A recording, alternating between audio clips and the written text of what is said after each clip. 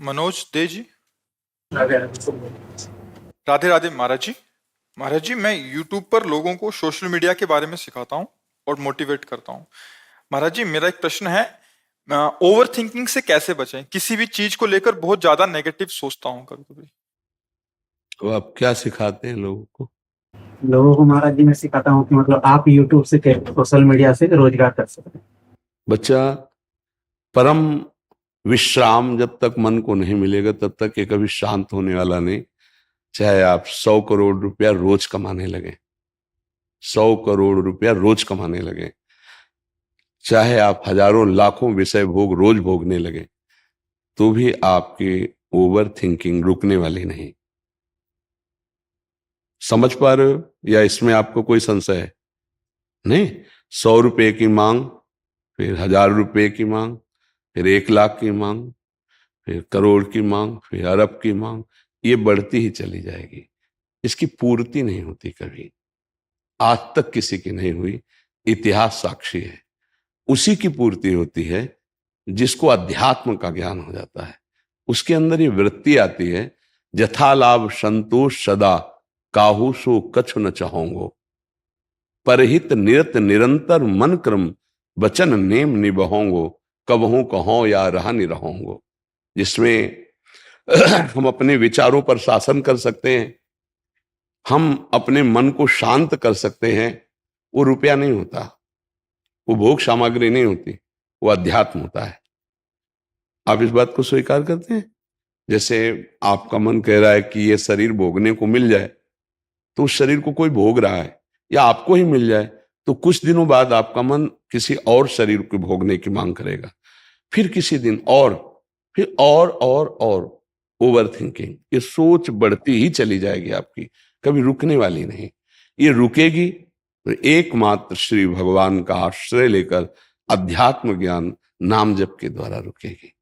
नाम जप नहीं हो रहा तो चाहे जितना धन कमा ले, चाहे जितनी भोग सामग्री, महाराज ययाति जिनके वंश में भगवान श्री कृष्णचंद्र जी का अवतार हुआ, उनके बड़े पुत्र का नाम यदु था, तो इसीलिए भगवान को यदुवंशी कहा गया। उन्होंने अपने जीवन का परम पावन समय भोग में लगाया। भागवत में उनका चरित्र है, महाभारत में चरित्र है। उनको पत्नी रूप में जो मिली वो बहुत परम पवित्र, अप्सराओं को भी मोहित करने वाली परम सुंदरी देवयानी जी, भगवान शुक्राचार्य जी की पुत्री थी। वो संयोग बना ऐसा कि उनको वो प्राप्त हुई, और बहुत ही गंभीर और सुंदर दासी रूप में उन्होंने वृषपर्वा की पुत्री शर्मिष्ठा को स्वीकार किया। शर्मिष्ठा से भी पुत्र हुए, देवयानी से भी पुत्र हुए। बड़ी कथा है, मैं सारांश में केवल बता रहे हैं। देवयानी की शर्त थी कि आपने मुझे स्वीकार किया है तो मैं सर्व सुंदरी हूं और सर्व पूज्य हूं। ये केवल संयोग है, नहीं तुम हमारे चरण छूने के लायक भी नहीं हो, क्योंकि वास्तविक ऐसी ही स्थिति। मैं तुम्हें पत्नी रूप में प्राप्त हुई हूं तो किसी की तरफ आंख उठा के नहीं देखोगे, ये शर्त। लेकिन जब शर्मिष्ठा को जो दासी रूप में आई थी, यद्यपि वो दासी नहीं थी, ईर्ष्यावश देवयानी जी ने दासी पद में उन्हें रखा था। इतनी सुंदर और गंभीर मुद्रा में थी, महाराज ययाति लुभायमान हो गए, जबकि सर्व सुंदर देवयानी जी। शर्मिष्ठा जी से भी पुत्र प्रकट हुए। एक दिन वो शिकार के बहाने जा रहे थे, तो वहां नए नए बालक पिताश्री कह करके लपटे। देवयानी ने कहा, पिताश्री आपको कैसे कह सकते हैं ये? तो उन्होंने कहा कि बालक हैं, ऐसे भाव से कहते नहीं, सत्य बोलिए आप। तो उनका हमारे ही बालक हैं। तो तुरंत उसी समय चली गई भगवान शुक्राचार्य जी के पास और कहा, इन्होंने हमारे साथ छल किया, इनको दंड मिलना चाहिए। महाराज ययाति जब सामने गए तो उन्होंने कहा, जाओ, तुम इतने काम मोहित हो रहे हो तो जरावस्था को प्राप्त हो जाओ, वृद्धावस्था। अब देवयानी से कहा कि पिता से साफ तो दिला दिया, क्या इसमें तुम्हारा हित होगा? उनको लगा कि गलती हो गई, तो उन्होंने पिताजी से कहा, इस जरा को मुक्त कर दीजिए। तो उनका एक ही उपाय, कोई पुत्र तुम्हें अपना यौवन दे देते तो तुम यौवन पुत्र से भी यौवन प्राप्त करके उन्होंने फिर विषयों को भोगा। अंत तो गत्वा उन्होंने लिखा अपना अनुभव, एक भगवद विमुख को, विषयी पुरुष को संसार के संपूर्ण भोग मिल जाए तो भी उसकी तृप्ति नहीं होने वाली। ओवर थिंकिंग पर ब्रेक लग सकती है तो भगवान का आश्रय और भजन से दूसरा कोई उपाय नहीं। चाहे कुछ भी मिल जाए वो सोचता ही रहेगा, क्योंकि मन को विश्राम देने की एकमात्र क्षमता श्री भगवान में है, भजन में है। तब लगी कुशल न जीव को, सपने हो मन विश्राम, जब लगी भजत न राम को, शोक धाम तज काम। भगवान का आश्रय, सत्य शास्त्रों का स्वाध्याय, संत महापुरुषों का सत्संग, उसका जब मनन हम करेंगे तो हम जैसी भी स्थिति में उसमें प्रसन्न होना सीख जाएंगे। यही समस्त कामनाओं को नष्ट कर देगी स्थिति। बिन संतोष न काम न साही, अछत काम सुख सपने उनाए। यदि संतोष धन रूप नहीं आया तो कामनाओं की बढ़ोतरी उसको जलाती रहेगी, उसको मिटा देगी, नष्ट कर देगी। तो ओवर थिंकिंग से बचने के लिए भगवान का आश्रय, सत्संग और नाम जप, ये तीन बातें यदि जीवन में आ जाए तो बहुत आनंद आ जाएगा, मन प्रसन्न रहेगा, विश्राम को प्राप्त हो जाएगा। अगर अध्यात्म से नहीं जुड़ा है तो हमें एक उदाहरण बता दो कोई, जो अभी तुम्हें वर्तमान में दिखाई दे रहा हो, लेकिन बाहरी बात को लेके नहीं। तुम बाहरी बात को लेके और हम यहाँ आंतरिक बात को लेके, जैसे तुम प्रश्न करते हो ऐसे आंतरिक स्थितियां यहाँ सबकी आती हैं। बड़े बड़े धनी मानी पदाधिकारी सब, और उनसे संभाषण होता है तो हमें सब पता चल जाता है। विश्राम उसी को देखा जो भगवान का जितना आश्रय लिए अन्यथा नहीं। बोलो तुम्हारी दृष्टि में कौन है? जो अध्यात्म की निंदा करते हैं, भगवत मार्ग की निंदा करते हैं, उनको पूरे जीवन में परिणाम दिखाई देगा कि वो ऐसी जगह खड़े मिलेंगे जहां कुछ नहीं है, कुछ नहीं प्राप्त किया जीवन में, सब कुछ होने पर भी बहुत ही घोर अशांति में जीवन होगा। जब आपके मन की ओवर सोच, जो अब ये मिल जाए, ये मिल जाए, ये भोग लूं, ये भोग लूं, और जब उस पर बाधा पड़ेगी तो अब उसको संभाल पाने की योग्यता आप में नहीं रहेगी, क्योंकि अध्यात्म नहीं है। अध्यात्म सबसे पहला पावर प्रकट करता है सहनशीलता, तितिक्षा, जिसे संस्कृत शास्त्रीय भाषा में कहते हैं, और उसका सरल अर्थ है हर परिस्थिति को सहना। ये केवल अध्यात्म में आएगा।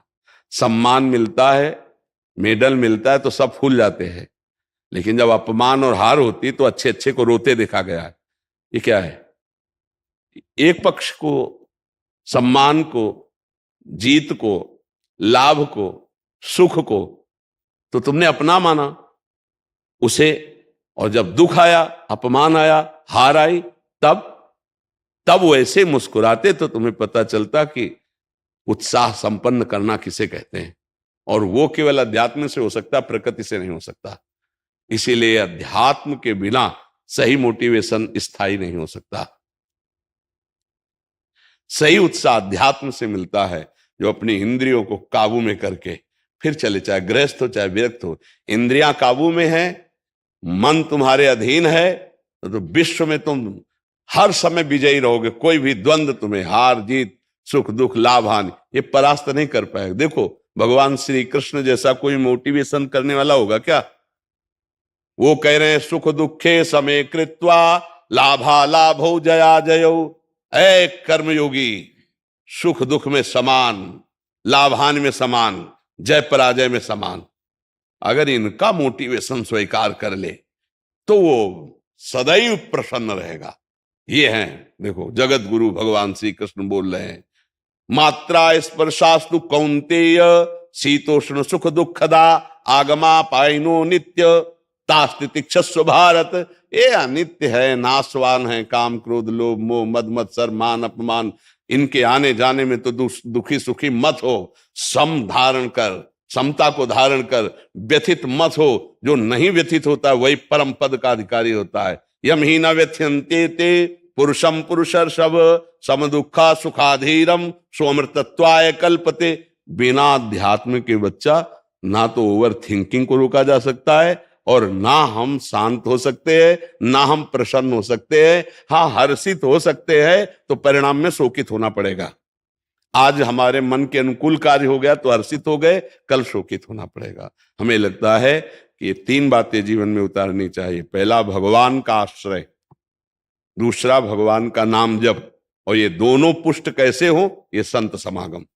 अगर सत्संग करते रहे तो बात समझ में आ जाएगी, नहीं तो फिर गड़बड़ रहेगा।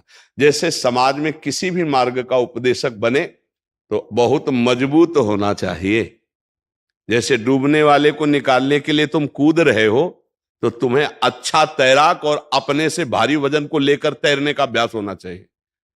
और जो डूब रहा है वो पहले तुम्हें डुबोएगा, अगर फंस गए उसके चक्कर में पहले तुम्हें डुबोएगा, क्योंकि वो सांस लेना चाहेगा।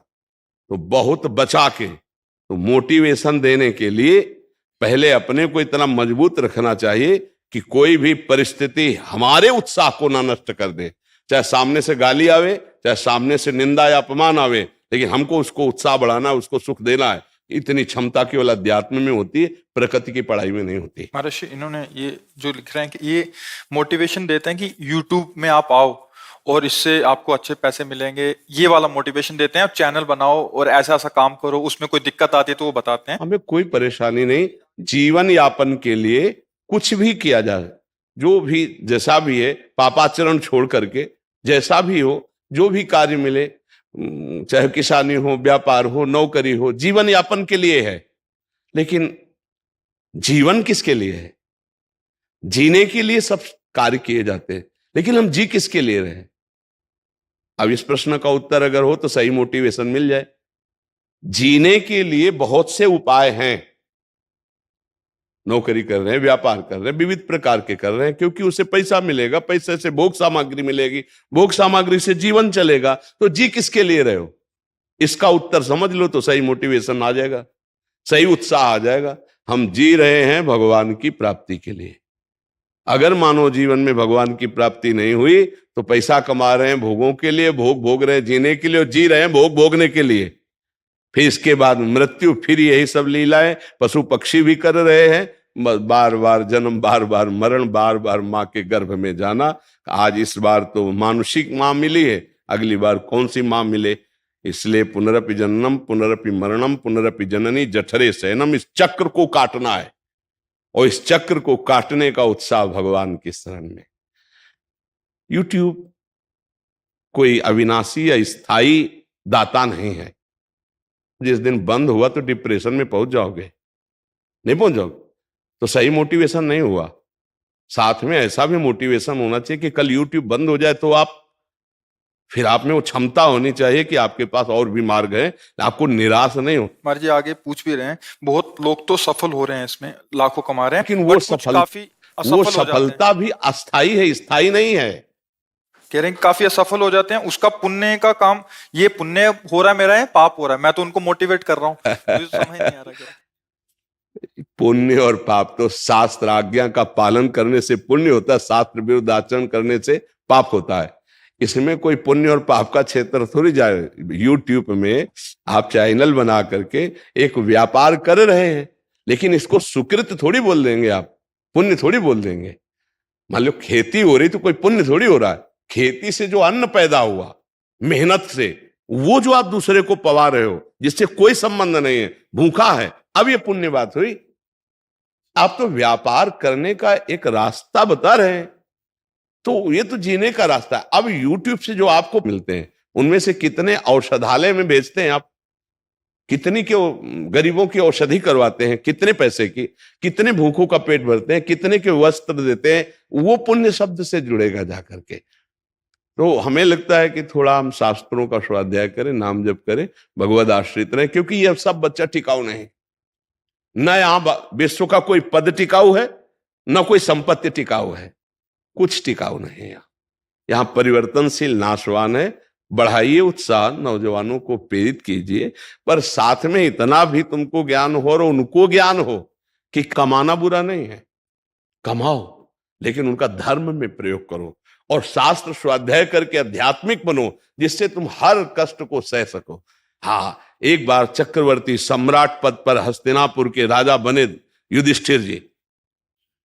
अगला कदम आता है कि 13 वर्ष का वनवास हो, 1 वर्ष का अज्ञातवास, इसके बाद फिर ये क्रम चक्र चलता है। ऐसा नहीं कि आज 5 लाख आप कमा रहे हो तो सदैव आप ऐसे ही चलोगे या ऐसे सुखी रहोगे। ये कोई सच्चिदानंद अविनाशी नहीं है यूट्यूब, या कोई भी मार्ग अविनाशी नहीं। मुझे लगता है परम विश्राम और शांति के लिए, ये व्यवहार के लिए करो, लेकिन अध्यात्म का ज्ञान और भगवान का आश्रय भजन जरूर होना चाहिए। नहीं उसके बिना आपकी सोच आपको परेशान कर देगी। संतोष उसी को होता है जिसके पास नाम है, भगवान का भरोसा है। चैन से जीने के लिए एक रास्ता है, भगवान का आश्रय, नाम जप और सत्संग। इससे आपका ज्ञान विकास को प्राप्त होगा। नहीं, हम बहुतों को पराजित और रोते हुए देखा है। जीते मार उछल गए और हारे तो रो दिए। अब उनको कौन रोक पाएगा जो हार का कष्ट सहा जा रहा है, बराबर कोई जीत हो ऐसा नहीं। हमें लगता है ऐसी कला सीखनी चाहिए कि जीत में उछलो मत और हार में रो मत। हारे हैं तो हम जो त्रुटि है उसको समझेंगे और अगली बार जीतेंगे, और जीते हैं तो भगवान की कृपा, इसलिए ज्यादा फूलने की जरूरत नहीं है, क्योंकि हार भी आगे खड़ी है। दिन है तो रात आएगा, रात है तो दिन आएगी। ऐसी हमारे अंदर आध्यात्मिक शक्ति जागृत हो जाए जिसका नाम समता है। अगर समता नहीं तो फिर कोई मोटिवेशन रोक नहीं सकता, तुम्हें परेशान होना पड़ेगा। संसारिकता आपके विश्राम के लिए योग्य नहीं है। मन को कोई भी संसारिकता कभी विश्राम नहीं दे सकती। महाराज पुररवा को उर्वशी जी मिली थी, फिर भी उनकी तृप्ति नहीं हुई थी। उनकी जो दशा वर्णन की गई, वो पागल से घूम रहे थे। बाद में भगवान की कृपा से उनकी फिर बुद्धि शुद्ध हुई। महाराज पुररवा ये बहुत बड़े चक्रवर्ती सम्राट थे, उन्होंने अपने अनुभव लिखे। चाहे जितना सुख प्राप्त हो, भगवान से विमुख जीव को कभी शांति नहीं मिल सकती, कभी विश्राम नहीं मिल सकता। इसलिए नाम जप करो, सत्संग करो और शास्त्रों का स्वाध्याय करो। एक अध्याय चाहे पढ़ो, भागवत पढ़ा करो, हिंदी से ही पढ़ा करो, ठीक है। हाँ, और सबको उत्साह बढ़ाओ। अगर ये उत्साह में इतना हमारी प्रार्थना हो जाए, आपकी कोई बात सुन रहा हो और आप 5 मिनट राधा राधा जपवा लो तो बहुत बढ़िया रहेगा। 5 मिनट भाई हमारे पास आए तो असलियत वाली बात है भाई, प्रलोभन दे दो। 5 मिनट अगर नाम जपना शुरू होगा तो उसका जीवन मंगल में हो जाएगा। हमें विश्वास है कि हमारे प्रभु का नाम भाव कुभाव अनखाल सहु, नाम जपत मंगल दिस दसहु। हमने एक बार प्रार्थना की थी, 24 घंटे में 24 मिनट मुझे दे दो। मुझे देने का मतलब मेरी बात मान लो। 24 मिनट अगर तुम भगवान की आराधना करोगे तो 84 लाख योनियों से मुक्त होने की सामर्थ्य तुम में आ जाएगी। जैसे लोग मनोरंजन के लिए समय देते हैं, तो 24 मिनट बाबा जी को समय दे दो। हमको रुपया पैसा ये मांग तो नहीं है, यही मांग है कि गंदे आचरण छोड़ो, 24 मिनट भजन करने लगो। हमारे भगवान बड़े कृपाल हैं। 24 मिनट शुरू करोगे तो 24 घंटा में ना जाना, तुम्हें बताना ऐसा स्वाद लगेगा कि 24 घंटा और जिसका भजन होने लगा वो मुक्त हो गया।